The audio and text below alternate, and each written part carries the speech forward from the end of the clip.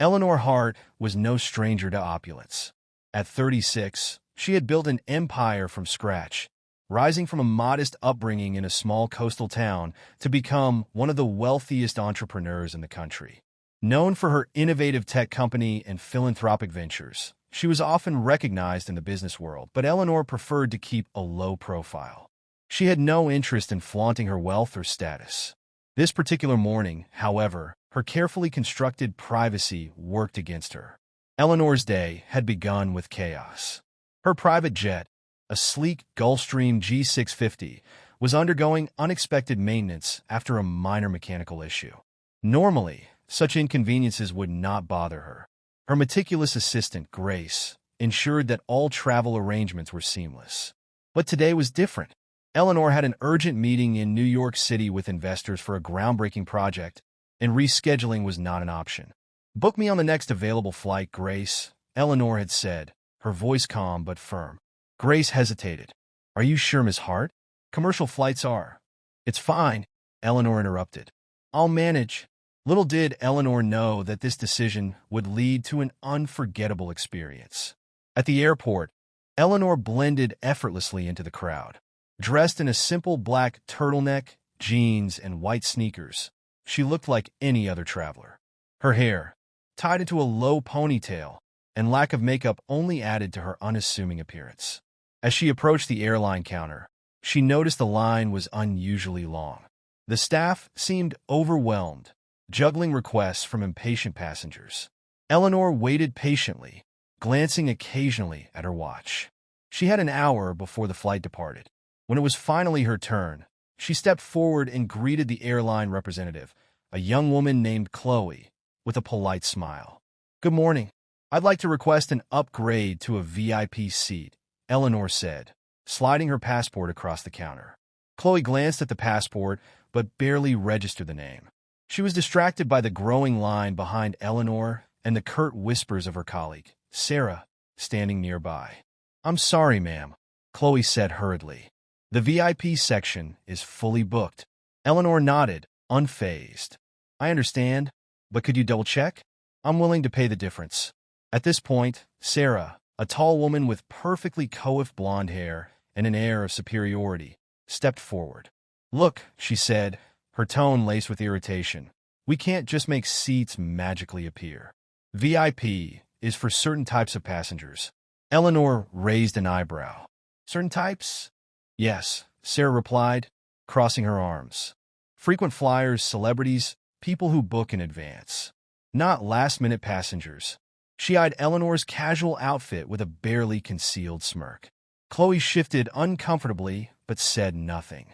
Eleanor remained calm. "Thank you for clarifying. I'll take my standard seat." As she walked away, she overheard Sarah mutter to Chloe, "Honestly, some people don't know their place." Eleanor smiled to herself, but said nothing. As she made her way through the bustling terminal, Eleanor's mind wandered. Moments like these reminded her of her early years, when she was often underestimated. Growing up in a working-class family, she had learned the value of resilience. Her father, a fisherman, and her mother, a schoolteacher, had instilled in her a strong work ethic. Eleanor's journey to success had been anything but smooth.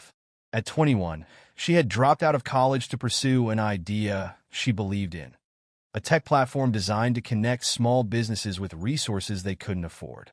It had taken years of sleepless nights, countless rejections, and an unwavering determination to turn her vision into reality. Now, as one of the wealthiest women in the world, Eleanor had not forgotten where she came from. She believed in treating everyone with respect, regardless of their status or wealth. The boarding process was chaotic. Families juggled luggage and children, while business travelers barked into their phones. Eleanor found her seat in economy class, an aisle seat near the back of the plane. The flight attendants were already showing signs of weariness. Sarah, the same attendant from earlier, was directing passengers with sharp, clipped instructions. Her disdain for those in economy was evident in her tone and body language. Eleanor observed her quietly. She had a habit of studying people, a skill that had served her well in business negotiations. Sarah's demeanor suggested a deep-seated insecurity masked by arrogance. Eleanor wondered what had led her to act this way. As the plane prepared for takeoff, Eleanor settled in her seat and opened a book. She wasn't one to dwell on unpleasant encounters, but something about this flight felt different. The plane's cabin was abuzz with the typical cacophony of boarding, a symphony of overhead compartments slamming, children whining, and passengers shuffling to their seats. Eleanor sat quietly, observing the chaos unfold around her. Her aisle seat was cramped, wedged between a young woman holding a restless toddler and an elderly man who had fallen asleep before takeoff. The air inside the cabin was stuffy, and the scent of reheated meals lingered faintly. Eleanor glanced around and noted the distinct divide between the first-class cabin up front and the tightly packed economy section where she now sat. The curtains separating the two seemed more like a symbol of privilege than a mere partition. As the passengers settled, the flight attendants began their pre-flight routines.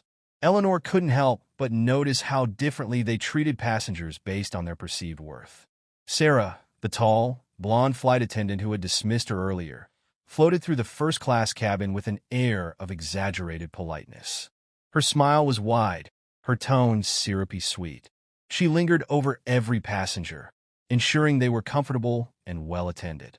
In stark contrast, her demeanor in economy was sharp and perfunctory. She barely made eye contact, barking orders at passengers struggling to stow their luggage or settle into their seats. Chloe, the younger attendant Eleanor had met at the counter, seemed more genuine, but clearly inexperienced. She fumbled with the safety demonstration cards and hesitated when passengers asked her questions. Eleanor could see the anxiety in Chloe's eyes as she hurried through the aisles. Then there was Mark, the senior flight attendant, whose primary concern seemed to be maintaining order rather than providing service. He had a booming voice and an intimidating presence, often chastising passengers for minor infractions. Eleanor made a mental note of each crew member, their personalities, and their behavior. Years of managing teams had taught her that how people treated others, especially those they deemed unimportant, revealed more about their character than any resume ever could. As the plane ascended, Eleanor leaned back in her seat and closed her eyes. The hum of the engines provided a soothing backdrop to her thoughts. She found herself reflecting on her childhood, the humble beginnings that had shaped her worldview. Her parents, Thomas and Margaret Hart, had always emphasized the importance of humility and kindness. Thomas, a fisherman, was a man of few words, but immense wisdom. He often told her, "The sea doesn't care who you are. It treats everyone the same. That's how we should treat people, too." Margaret, a schoolteacher, had been the emotional anchor of the family. She had taught Eleanor the value of education and perseverance, often saying, "Knowledge is the one thing no one can take away from you." Eleanor's journey from their modest home to the heights of corporate success had been fueled by these lessons. She had faced countless challenges, dismissive investors, competitors who underestimated her, and even betrayal from people she had trusted. But through it all, she had remained grounded, determined to honor her parents' legacy. It was this grounding that allowed her to endure the indignities of her current situation with grace. Halfway through the flight, the turbulence began. At first, it was a gentle rocking that caused passengers to tighten their seatbelts. But soon, the plane began to shake violently, and a wave of panic swept through the cabin. Eleanor remained calm, though she noted the growing chaos around her. The toddler next to her screamed, clinging to his mother, who looked terrified. The elderly man on her other side woke with a start, his hands gripping the armrests tightly.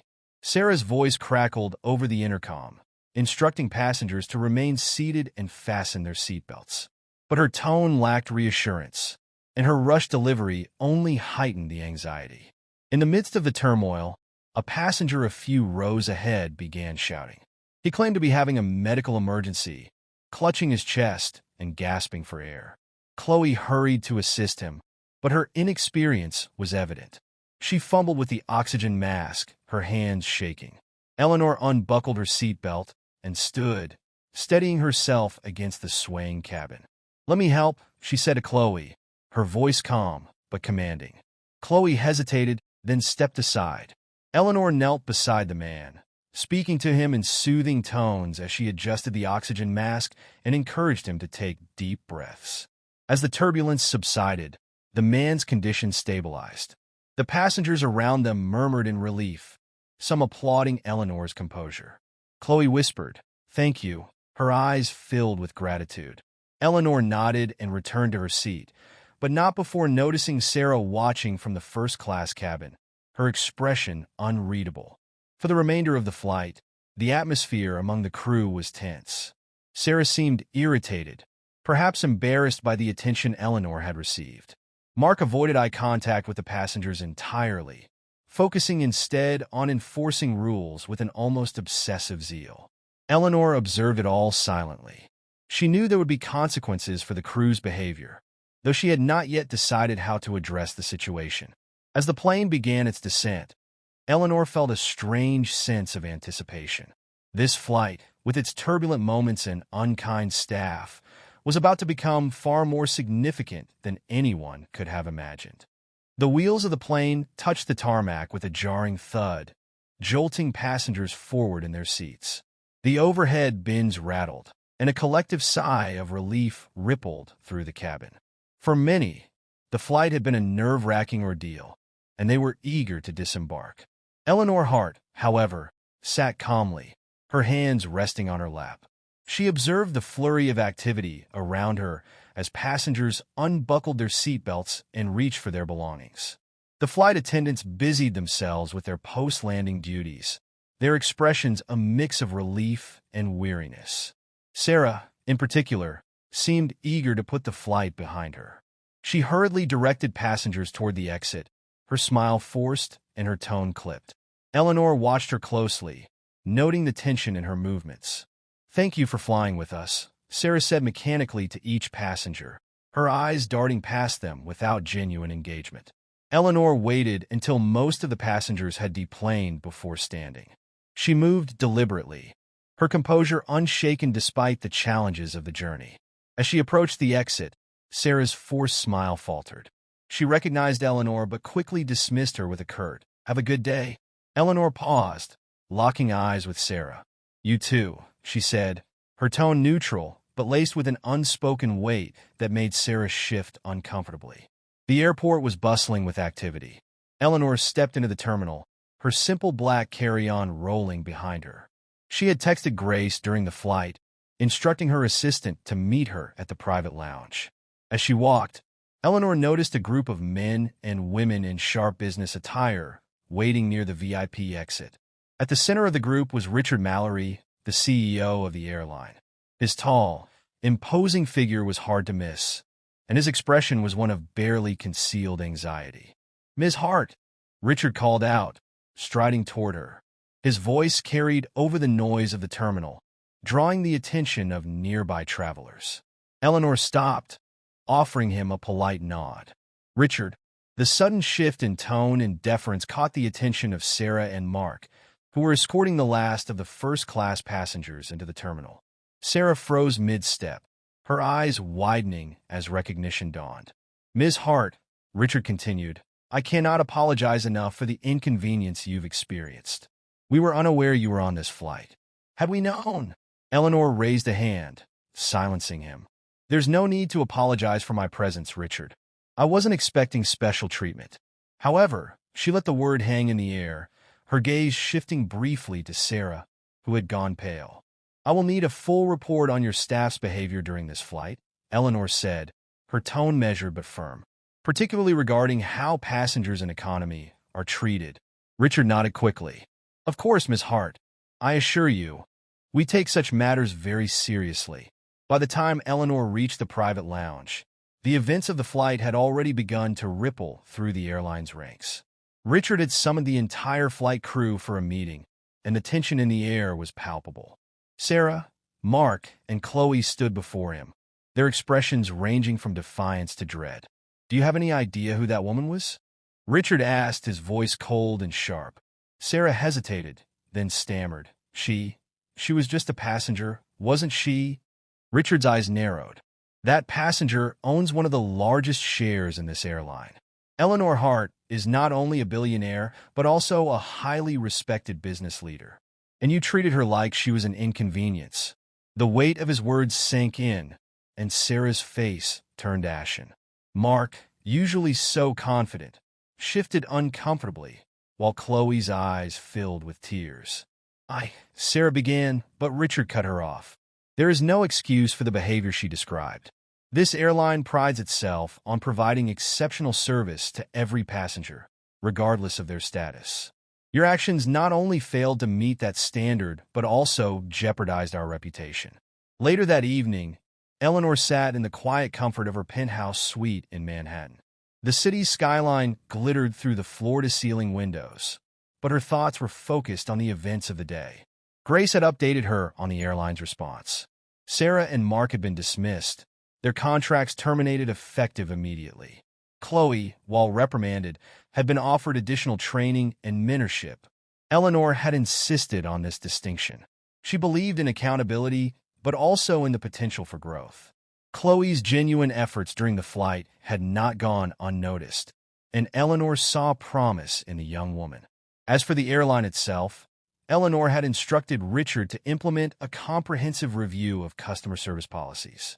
She wanted every staff member trained to treat passengers with dignity and respect, regardless of class or background. The story of Eleanor's flight quickly became the talk of the industry. News outlets picked up on the incident, framing it as a cautionary tale about humility and the dangers of judging others based on appearances. For Sarah and Mark, the consequences were swift and unforgiving. Their actions had cost them their careers, and they struggled to find employment in an industry where reputation was everything.